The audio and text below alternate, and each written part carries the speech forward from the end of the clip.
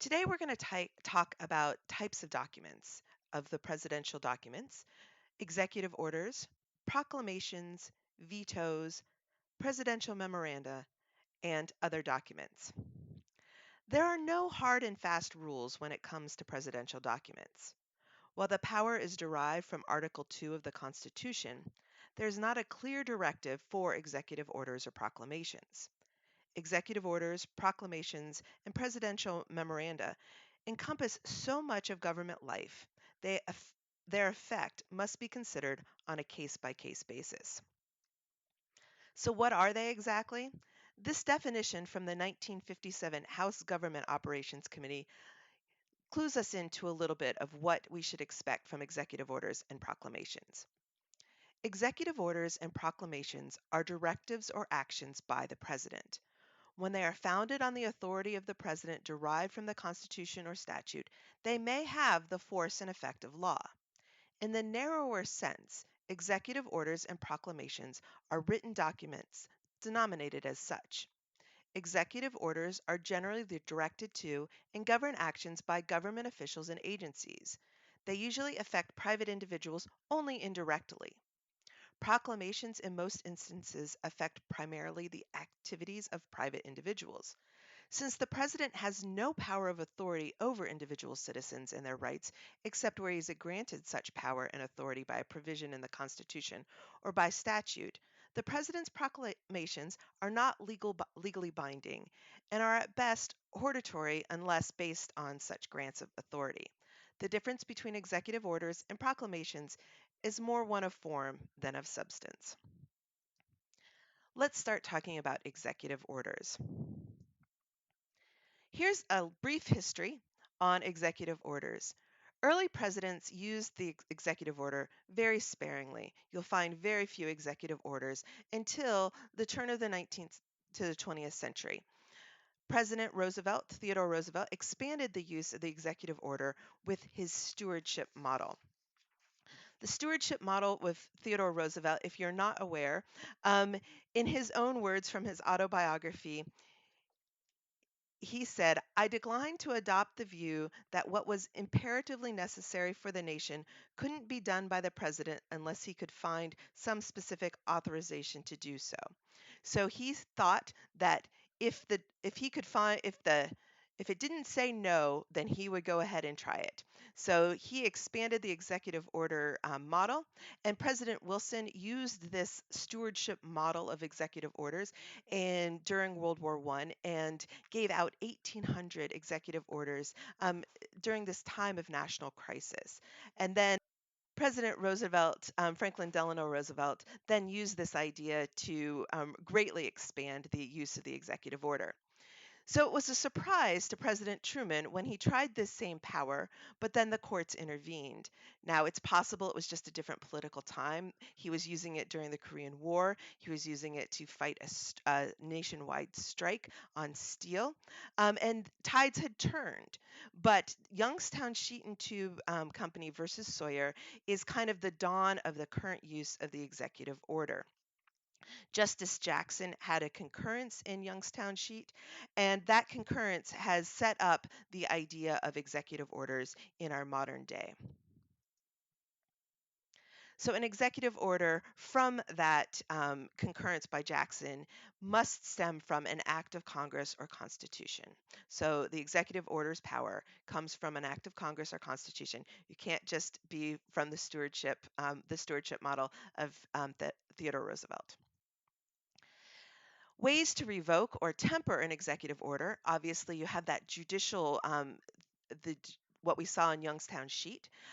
Congress can revoke the authority of an executive order or within a bill sunset the authority for any president. A treaty can revoke an executive order, and then a president may amend or repeal an executive order. In fact, there's one that's starting with President Ford, an executive order 11,821 has been revoked or reinstated by 7 different presidents. Executive orders must be published in the Federal Register, and this is required by 44 U.S. Code, Section 1505. The Federal Register makes it relatively easy to find it. All of presidential documents are found at the front of each day's Federal Register. After a year's worth of Federal Registers, they are all compiled in Title III of this CFR, and it will has all of the past year's presidential documents. To look at past volumes, you'll need to go to Hein Online, look at a past CFR, and then look to that Title III for those past presidential documents. You can find executive orders in many places. Here are some of the places you can find executive orders. All executive orders since 1994 can be found at federalregister.gov. The CFR, where the executive orders are again reproduced in Title III. Hein Online has the Federal Register from 1936 to present. We have the compilations of daily and weekly presidential papers available on Hein Online and govinfo.gov. We have public papers again on Hein Online and govinfo.gov. ProQuest Congressional can be another place to find executive orders. The American Presidency Project has executive orders from 1789 to present, and it is a huge amount of information in place to find a lot of the documents that we'll talk about today. And then you'll find some presidential libraries also have important executive orders and original documents. Let's learn how to find some executive orders.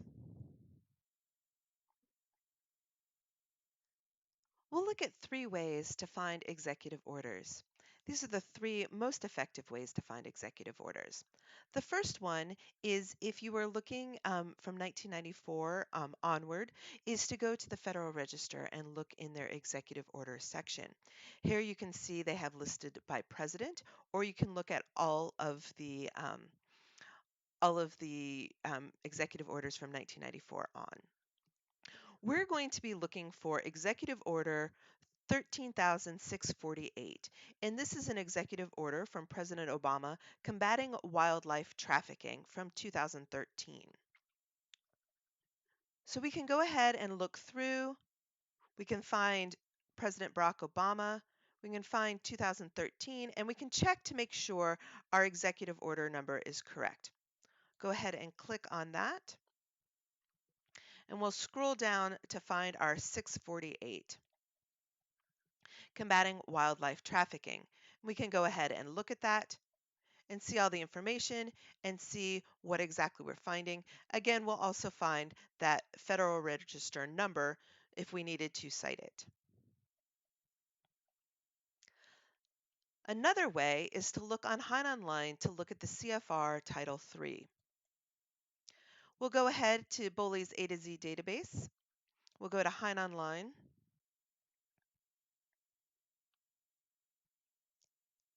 And we'll select U.S. Federal Content and the Code of Federal Regulations. From there, we can select our year. Remember, our year is 2013, but as you remember, these are all for the past year. So we would like to look at our 2014 version, and then we're going to select our Title III. And then you'll see that we can select proclamations. So this would be where you would go to look for proclamations, executive orders, and other presidential documents. So we'll go ahead and select that executive order section. At this point, I can either click Find Section, or I can put in 13648. It's not exact, but it should get us pretty close if we do that. Since it's not technically a section number, they have figured out how to use it to our advantage. So you'll see that it's within this. And if we scroll down, here we find that Executive Order 13648 of July 1st, 2013, combating wildlife trafficking. So again, now we have our Title III, how to find it within that Title III. If we'd not used that section order, we could also use our search button for Executive Order 13648, and probably just putting in 13648 would have found it for us. A final way we're going to look at is how to find it on Westlaw, but we're going to change our executive order over to Executive Order 9066. And this is the executive order for Japanese internment camps during World War II.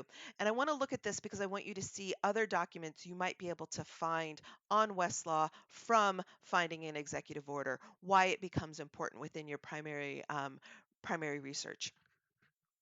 So to find executive orders, we're going to go to Administrative Decisions and Guidance. Then we're going to go to All Federal Administrative Decisions and Guidance. And then over here, we have Executive Office of the President. You'll see the daily presidential documents that we talked about, Office of Management and Budget, and then our general presidential documents. You'll see the most recent documents here. This is a good way to keep up on the top 10 most recent documents, but we can also use our advanced search here. I would like the exact phrase, Executive Order 9066. We'll go ahead and search for that. You'll notice that it's used several places, but if we scroll down just to 7 Federal Register 1407, we'll find the one that we're looking for. So this is authorizing the Secretary of War to prescribe military areas. And as we know, there are some important court cases that came out of this, including Korematsu. And so we want to look in this citing reference area. We'll see cases that have cited this executive order, secondary sources, so if we want to learn more, and then administrative decisions and guidance. So we'll go ahead and look at cases. And we'll be able to see cases that have cited this executive order and in that exact order. And you can again see the depth, just like we see all other citing references for any document on Westlaw. Now try it yourself. See if you can find Executive Order 12,954 from President Clinton on March 10, 1995. What is the Federal Register citation? Now try to find President Johnson's Executive Order 11,246 from September 24, 1965. Where did you look? Proclamations. There are three main types of proclamations. There are the ceremonial proclamations, and this is what most proclamations are at this point. For example, Proclamation number 1268 on May 9, 1914 celebrates Mother's Day. There are, however, substantive proclamations. For instance, on April 22nd, 1793, there's the Proclamation of Neutrality. Now, some of you Hamilton the musical fans might remember Cabinet Battle number 2, where they are debating whether or not they should be neutral. And it's a great battle between Hamilton and Jefferson. Unfortunately, that part took place in the newspapers, and during the cabinet discussion, it was agreed that the United States should remain neutral. And also, contrary to the Hamilton musical, Attorney General Edmund Randolph actually wrote that proclamation of neutrality. Another substantive proclamation is number 95, the Emancipation Proclamation by President Lincoln. You'll notice that that has a number, whereas the Proclamation of Neutrality has a date. In 1860, we changed from proclamations going by their date and turned to proclamations going by number. And now you'll find proclamations only by number. The third proclamation type is a pardon. For example, Proclamation 4311 on September 8, 1974, is President Gerald Ford's pardon of President Nixon. This is different than the general pardon power. This is a proclamation pardon, which has a different force of law. Much like the executive orders, you can find proclamations in very much the same places. Proclamation since 1994 in the Federal Register, the CFR in Title III, Hainan Line's Federal Register if you went earlier from 1936. Again, the compilations of daily and weekly presidential papers. public papers, ProQuest Congressional, American Presidency Project, again from 1789 to present, and then the presidential libraries. You can also find both executive orders and proclamations in Westlaw and Lexis.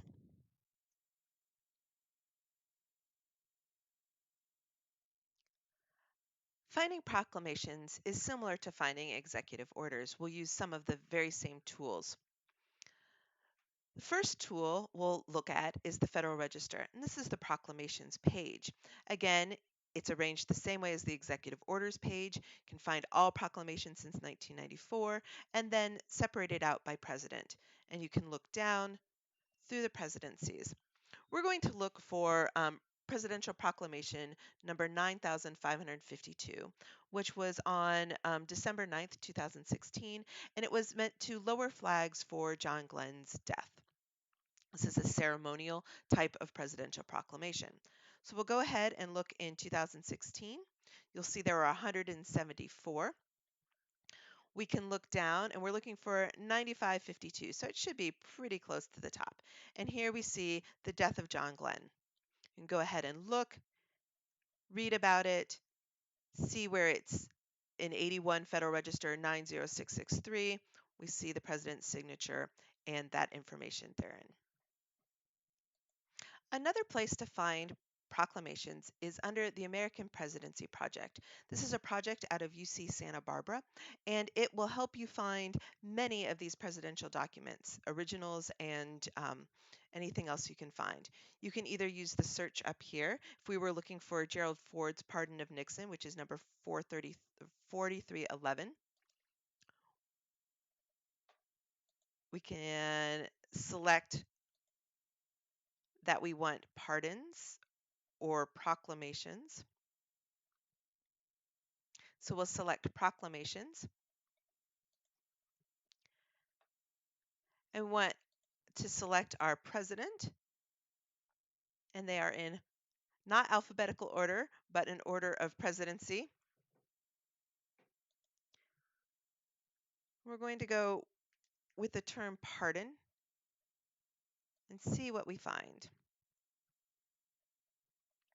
And here we have 4311, granting pardon to Richard Nixon. So again, if you knew the proclamation number, which we did, we could have typed in 4311, but we could also use those terms if we are just kind of looking in general searching for it. So here is Proclamation 4311, granting pardon to Richard Nixon. You can read the proclamation, and again, has the signature.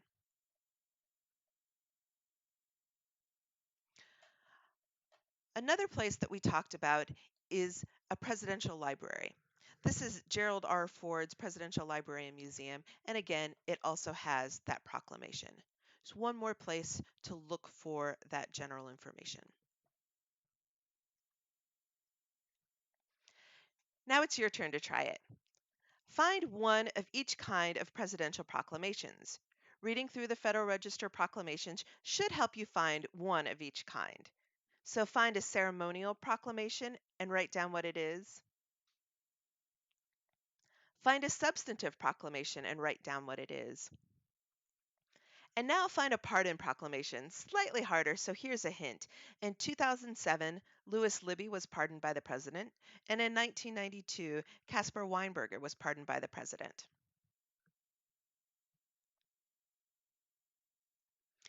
Next, we're going to talk about vetoes, which is Latin for I forbid. However, constitutionally speaking, it's called an objection. There are two types of vetoes that you'll find, a qualified veto and a pocket veto. For a qualified veto, the president actively refuses to sign a piece of legislation. He returns that objection within 10 days to Congress and specifically writes about that objection. So you'll have a presidential veto statement, which becomes a primary source that you can use. A pocket veto, on the other hand, is when the president allows an unsigned bill to languish. The unsigned bill languishes until the end of the congressional term, and since there's no one to return that vetoed legislation to, the bill never becomes law.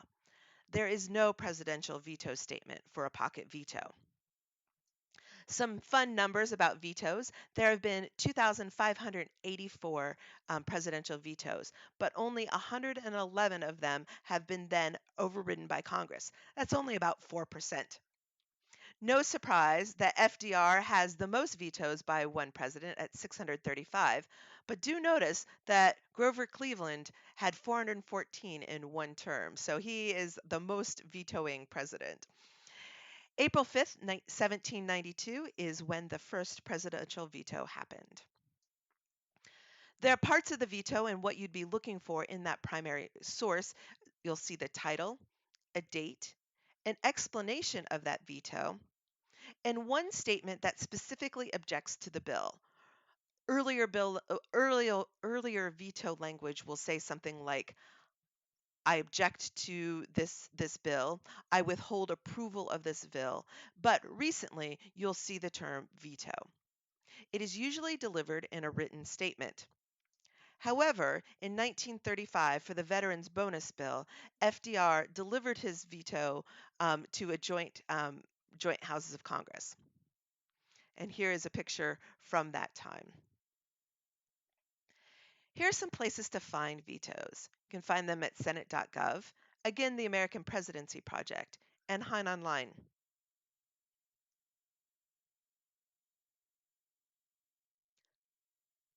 Let's look at a couple of ways to find vetoes. Again, remember these are the qualified vetoes that we'll have a record of. The pocket vetoes we will not have any kind of primary record for. This is senate.gov, and you'll see from 1789 all of the vetoes listed, where they were, what was there. You can go back, you can see all of the presidents who have not had any vetoes. But we're going to look specifically at a veto of the CHIP program that George W. Bush did in 2007. So we'll go ahead and click on his name. And we can scroll down. This was in 2007, so the 110th Congress. We can look through the names. And here is the Children's Health Insurance Program Reauthorization Act of 2007. That's what we're interested in looking in. And we can just, to look at the presidential message, which will tell us again that they vetoed it and reasons why they vetoed it, we can go ahead and click on that. You can also see the status on whether it was sustained, overruled, or unchallenged to find out more about that. So if we click on that, we'll see that here is the veto of House Bill 976. There's the message from the President of the United States. And if we click down, we can read that message. And you'll see I am returning here without my approval. So those are those vetoing words that withholding of approval. And then you'll see what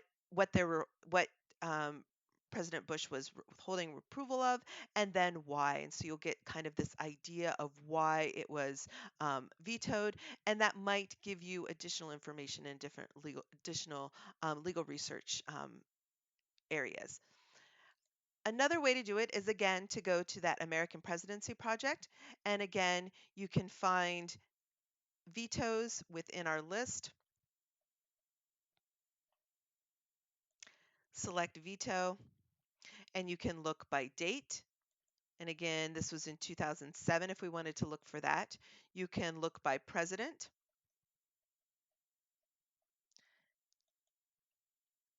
And we can apply, and we could use CHIP or reauthorization, 2007, any of those terms. Not sure there are many vetoes from George W. Bush, so we'll go ahead and look through that. Here are our 12 records. We'll go ahead and look for, so here it is, that October 3rd, 2007 message to the House Representative returning without approval the children's health insurance. So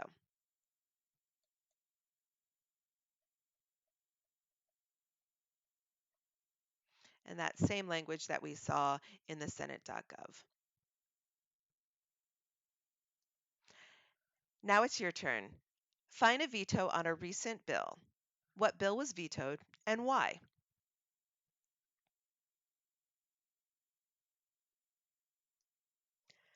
Presidential memoranda. So you might be asking yourself, what is a presidential memoranda? A presidential memoranda can be published in the Federal Register. However, the Federal Register places executive orders and proclamations before memoranda, and subject area usually dictates whether or not it's published. Presidential memoranda have been used a lot more recently, and memoranda seem to have a similar effect on as an executive order, assuming it has the either the constitutional or the bill or act um, supporting it. Memoranda are not ordered, so that makes it very difficult to trace them. They're also not required to state their authority.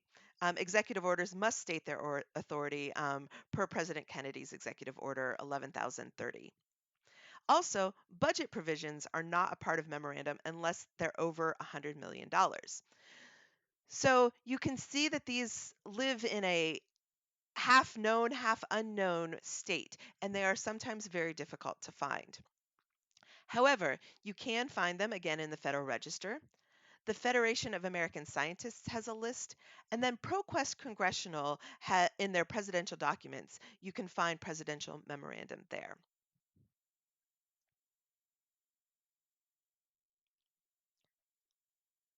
To find a presidential memoranda, we're going to use ProQuest Legislative and Executive Publications.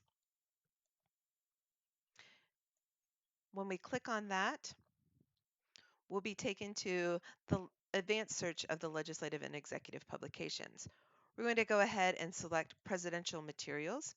And let's look for President Clinton's National Sexual Offenders Registration System Memorandum. So we can go ahead and type in memorandum and anywhere except the full text because we know that this is part of the title. So this will be a way to reduce just that general, I mentioned the word memoranda somewhere, it will be within that title. And then if we're trying to get closer, we can use terms from what we're looking for. We can also use dates for that. We'll go ahead and search. And we find this, again, President Clinton memorandum on the development of a national sexual offender registration system.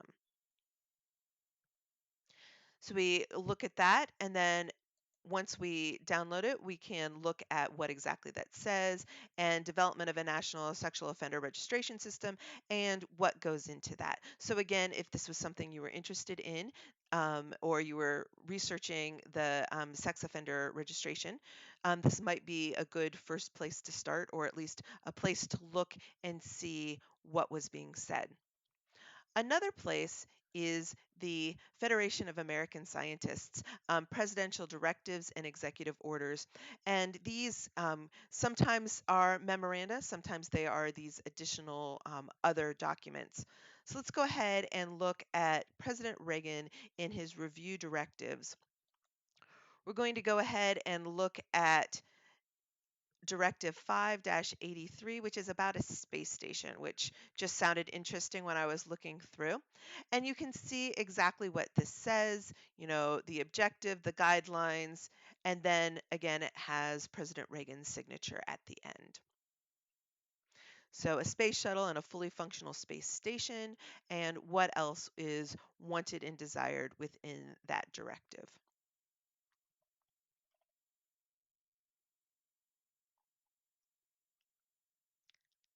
Now it's your turn. Try to find a presidential memoranda. Look for it in ProQuest Congressional. Other presidential documents. Here are some other types of documents and where you'll have your most success finding them. Reorganization plans can be found in the Federal Register, again that Title III of the CFR, and statutes at large. Messages to Congress can be found in ProQuest Legislative Insight and ProQuest Congressional. Executive agreements and informal communications. Recently, Twitter and social media have become important places to find some presidential communication, newspaper, and current awareness tools. That's it for executive documents. I hope you've enjoyed this time learning a little bit about the history of them and how to find them and use them in your legal research.